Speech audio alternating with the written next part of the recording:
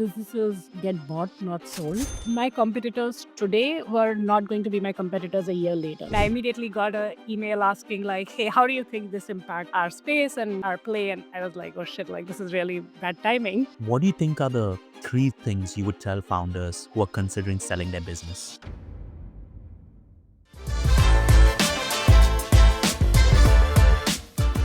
You founded Wingman in 2018. What was the initial vision and how did it evolve over the 6 years before the Clari acquisition? When we initially started Wingman, it started with my personal pain points that I was having with leading a really small sales organization at that time. And one of my challenges was that I felt there was a lot of intelligence trapped inside sales conversations, which, there was no way it was getting recorded. And what the standard system at that point used to be was relying on sales reps to record, whatever they thought were the meeting notes back into the CRM, which meant there were lots of drop-offs of information. Of course, very often sales reps would only update the CRM once every week.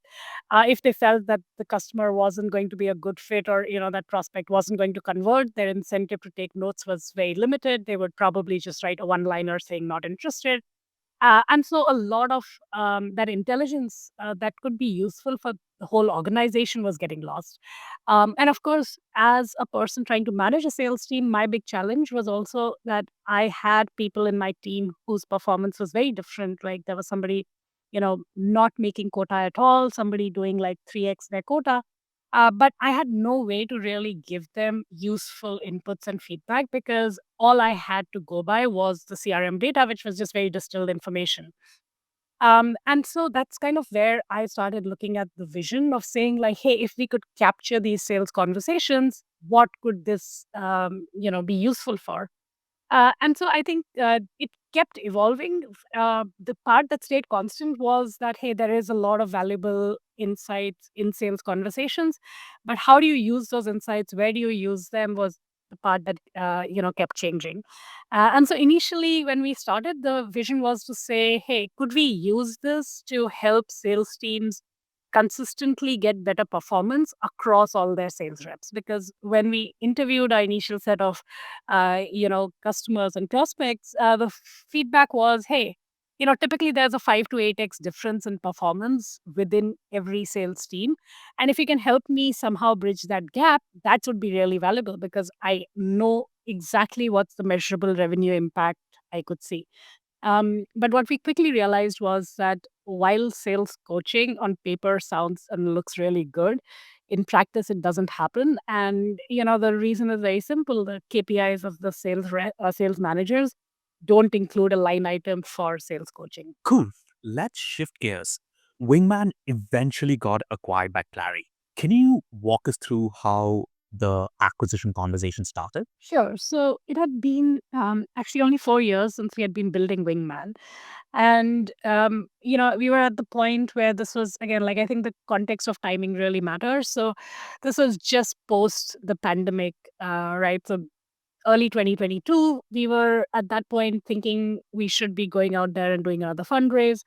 The pandemic for us, like for many software companies at that time, had been a great tailwind, right? Because suddenly everybody was working remotely and people's reliance on software was phenomenal. And especially in a space like ours, where we actually needed a behavior change to happen, which was, sales reps getting comfortable with having their calls recorded. But suddenly, overnight with the pandemic, everybody was comfortable with having their calls recorded. It's And even if they were not, the sales managers were like, to whatever, screw with it. We'll just make sure that the sales calls are recorded.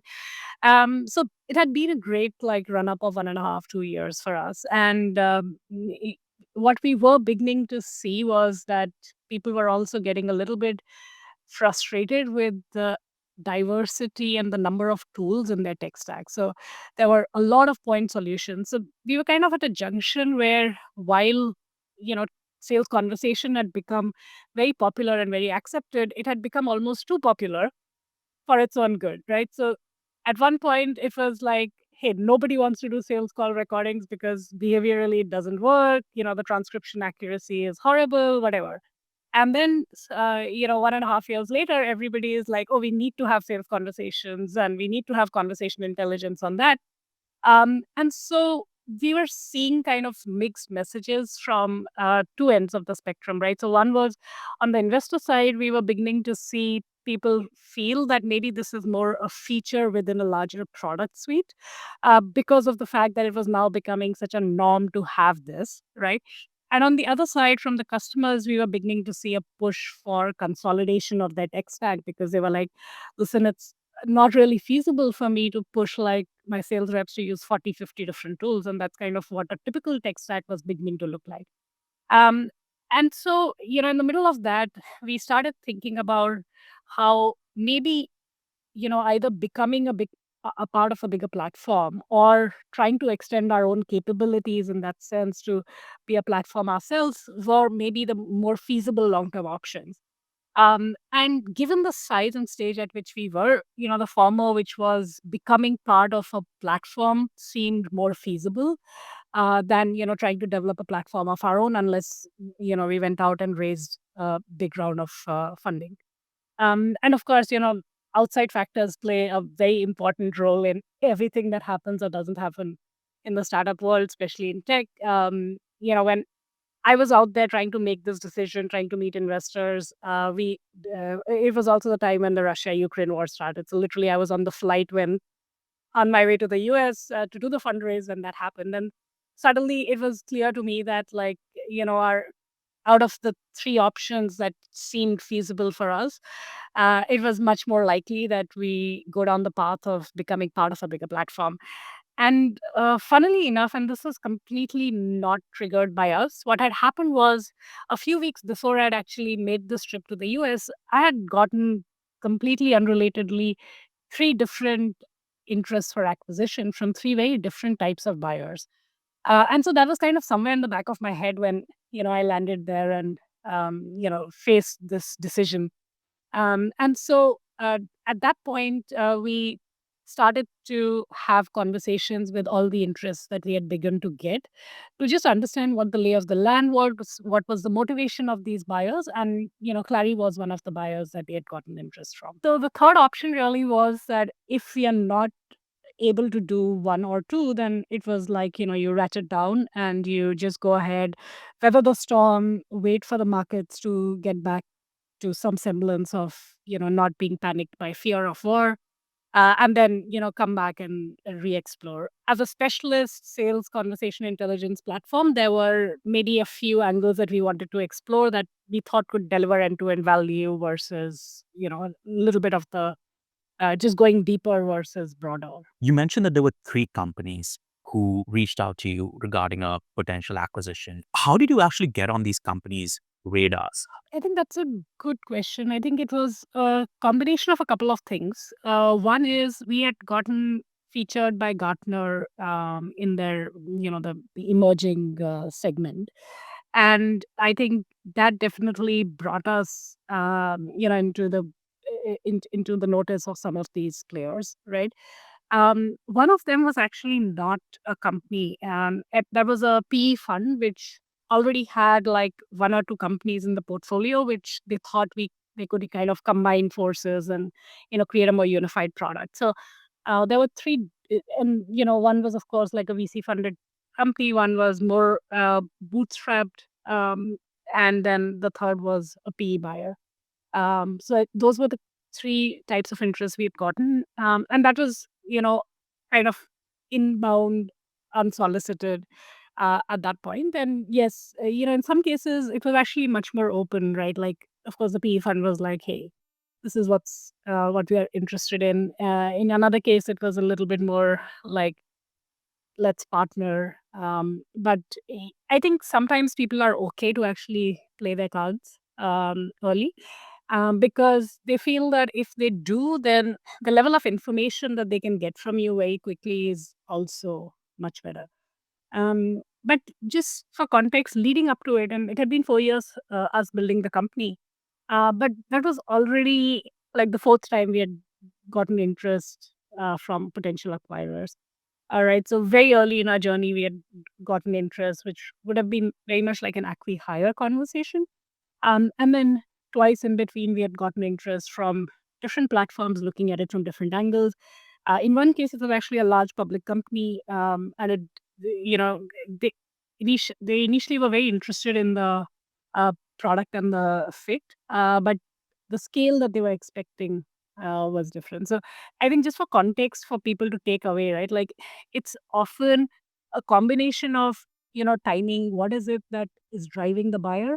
But within that, they probably already have a thesis on the space.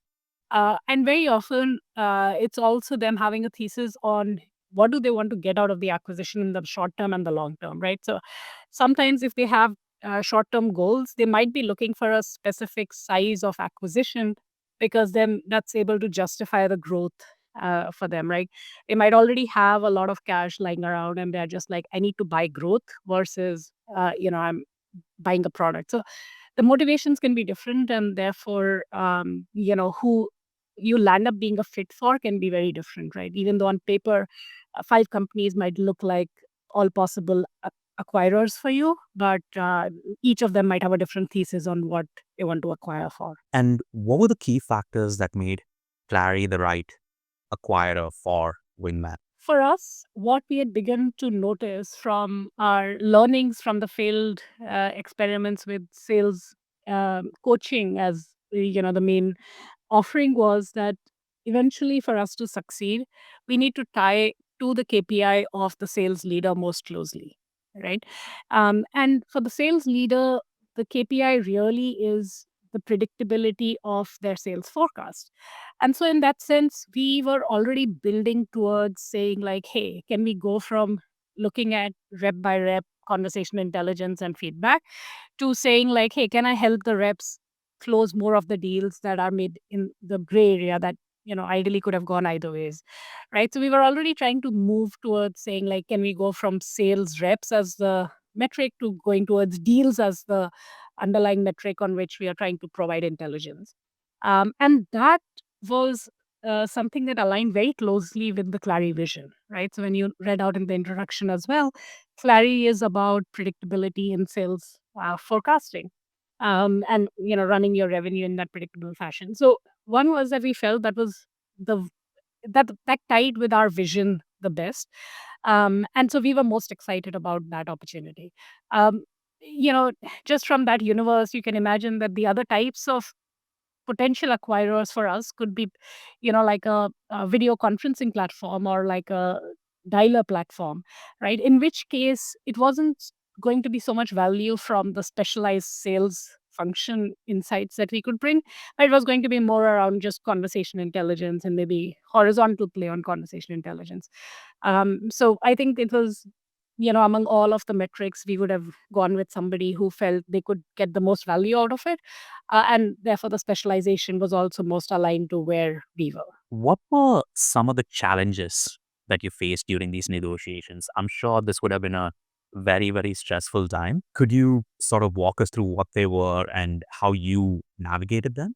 I think one thing that was somewhat, more familiar to me was the dynamic of the acquisition process because I had started my career in investment banking, back in 2008. It had been a long time, but if you've seen it once, you at least understand the different pushes and pulls behind the scenes. And I think that was very helpful, just having that, background a little bit. The second thing was that while we understood why different players might be interested in buying us, what we also did was we actually went and did reach out to a few players who we thought were in that ballpark of, who we might want to work with.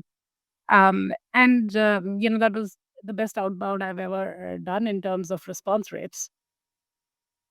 So what I realized was that, it was a good validation. It felt like a good thing to know that, yes, many people potentially want to acquire you.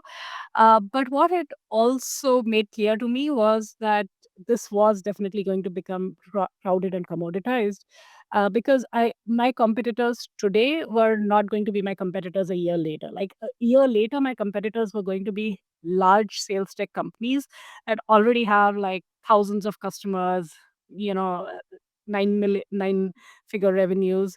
And they were going to now all be my competitors. So it was kind of a reality check on two sides.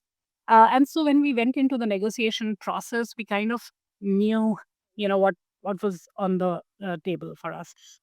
And so in that sense, I think that was helpful. I don't think there were like specific things that instances that came up that maybe warrant mention here.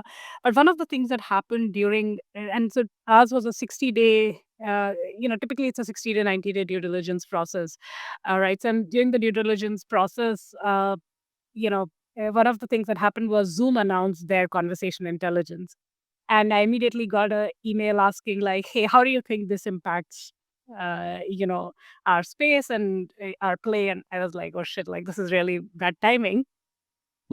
But I think it was also good that we had stuck to not being a horizontal player throughout, and so a lot of what we had built was around the specific sales use case. So I think that helped us navigate through some of those pieces. I think the other learning for me during the negotiation or the deal structuring piece was just in terms of understanding what are the different components that go into defining, even the size of a deal, or like, what is the compensation from a deal, right? So yes, everybody looks at it as the valuation of the company at the time that it's being bought. But there are other components, because what you do want is that if both you and the buyer see this as a long term strategic alliance, then you do want to make sure that your team is incentivized to stay on, right? And so there is a big part of the deal, total compensation structure that should be focused on actually retaining the employees, right? And making sure that that is baked early into the deal, both in terms of their, like retention bonuses, their salaries, and also their ESOP packages. So, apart from the initial valuation that, of course, gets paid out to the investors and to everybody who holds the options, you need to make sure that the ongoing success is also baked into the deal, because sometimes people ignore that, and you can push really hard for the first part, and then realize that 6 months later the team's disappeared, the product is not doing well. And I think that's one thing that we got really right, and I would give a lot of credit to Clary for that, not to me. Yeah.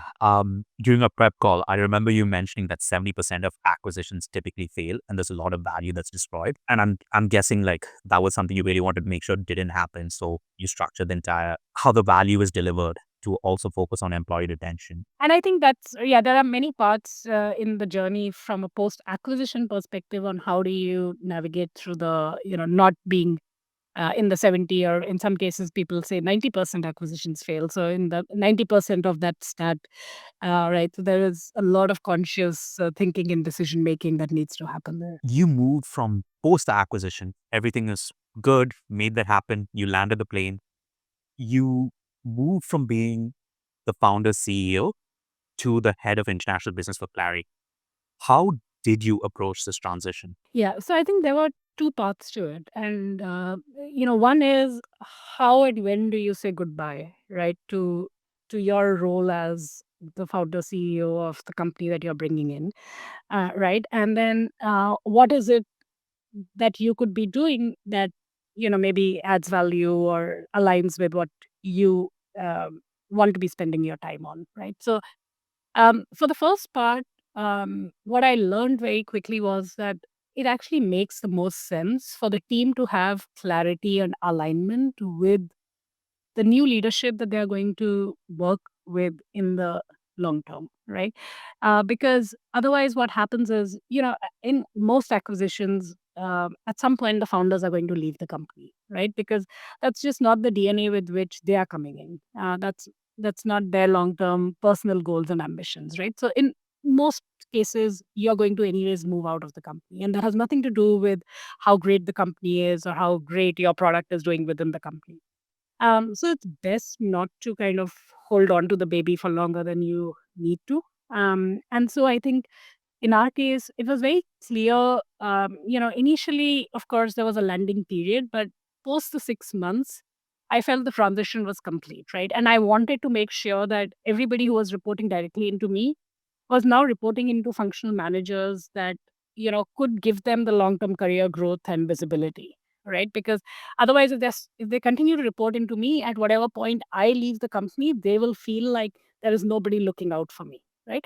But if they've had like a 2 year period working with people who they now understand, they feel that they have a career path with the company, then they will stay on even when there is no, like, quote unquote retention bonus that's keeping them there.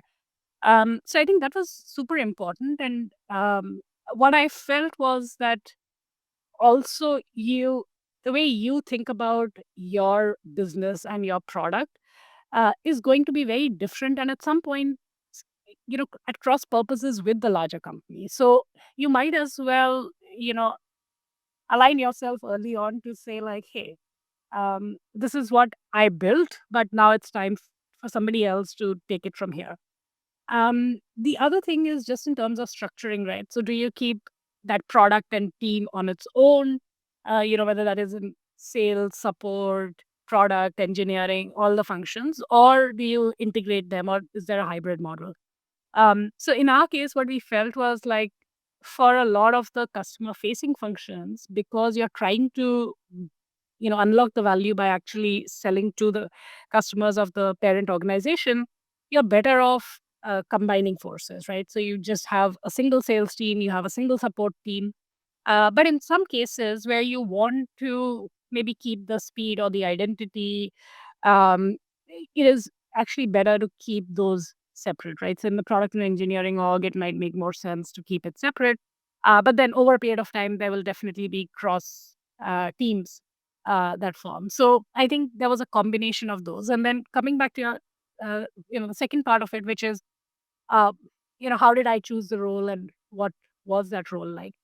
So I felt like, so of course we were three founders, so everybody kind of had a different landing plan and process.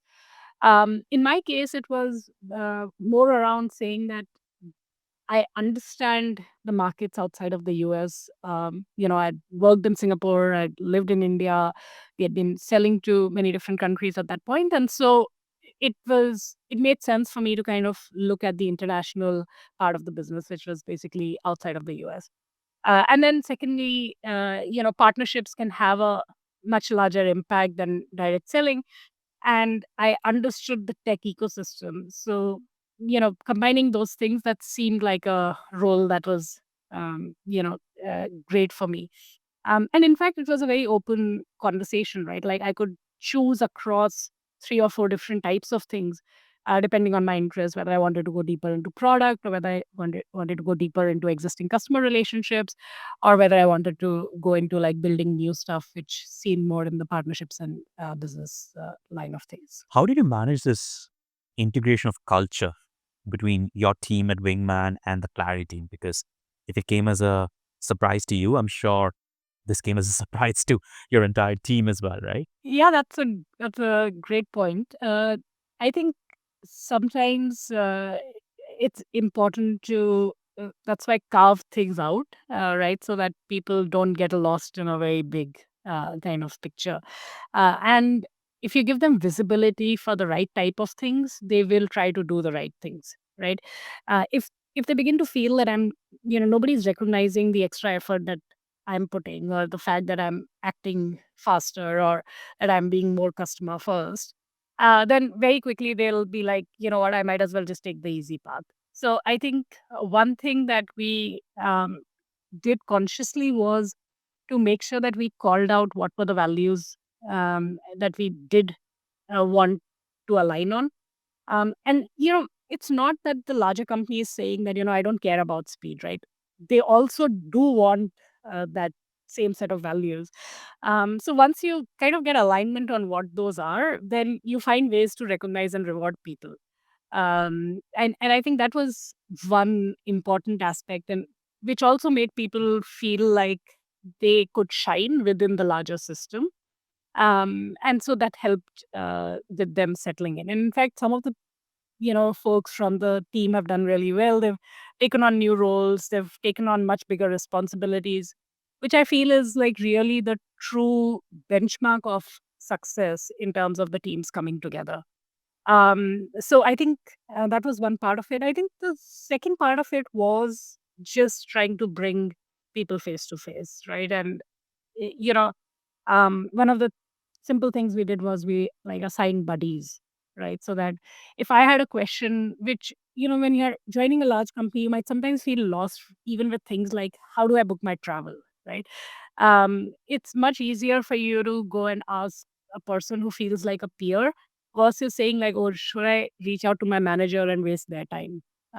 So yeah, I think a combination of small and big things helped. Yeah, that is really interesting. I like this buddy system. It's almost like new employee onboarding, assigning a buddy. So a post-acquisition onboarding, assigning a buddy there. I know you're under NDA and you can't talk about the actual monetary terms of the deal and so on and so forth. And I'm not going to ask you to, but I'm sure you and your co-founders did have an exit in the process.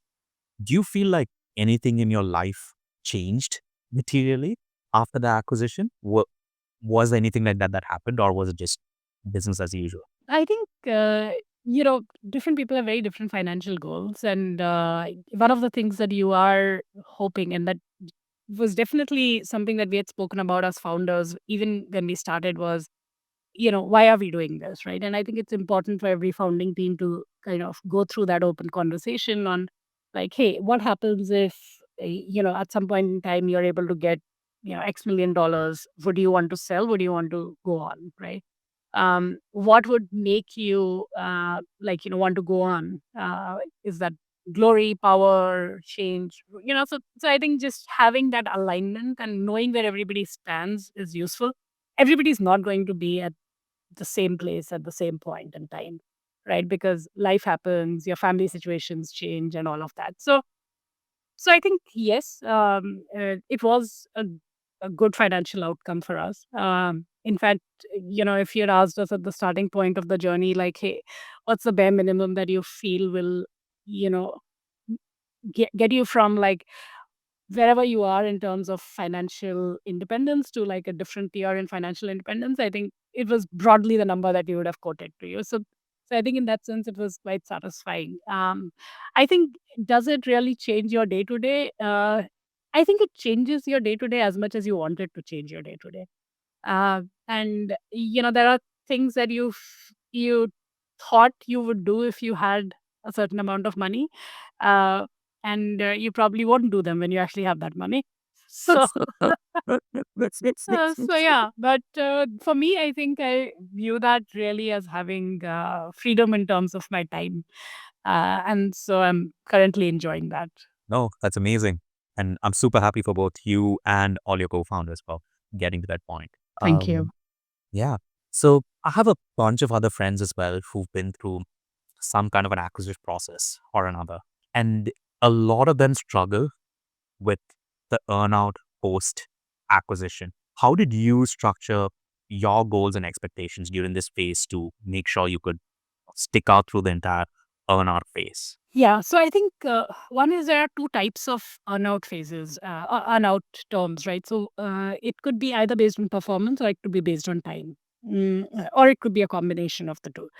Um, to be honest, my advice to anybody who I speak to who's kind of trying to negotiate the earnout is, if you can just go with the time based earnout, because not because and for whatever reason, you will not have control on a lot of the outcomes, right?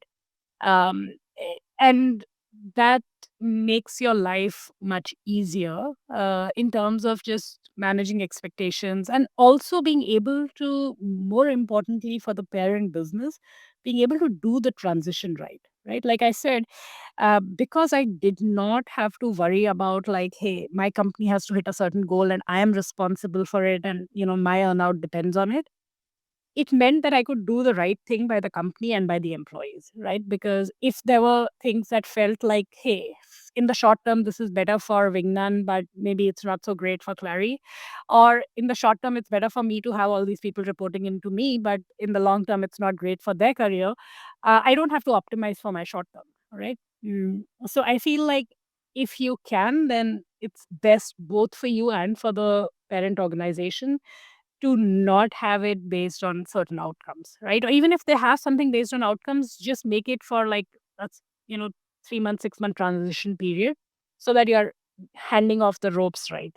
But don't really make it much longer than that. And as it happened with us, right? Like 2022 was a really tough year for fundraisers. It was a really tough year for sales in general, which also meant that as a sales tech tool, we had to cut back. And the fact that we did not have to kind of have the pull and push of saying like, no, but I need these many people because I have this particular goal to achieve, was very helpful, because in the long run we actually overachieved on the goals, but in the short run we were not at opposing ends of that table.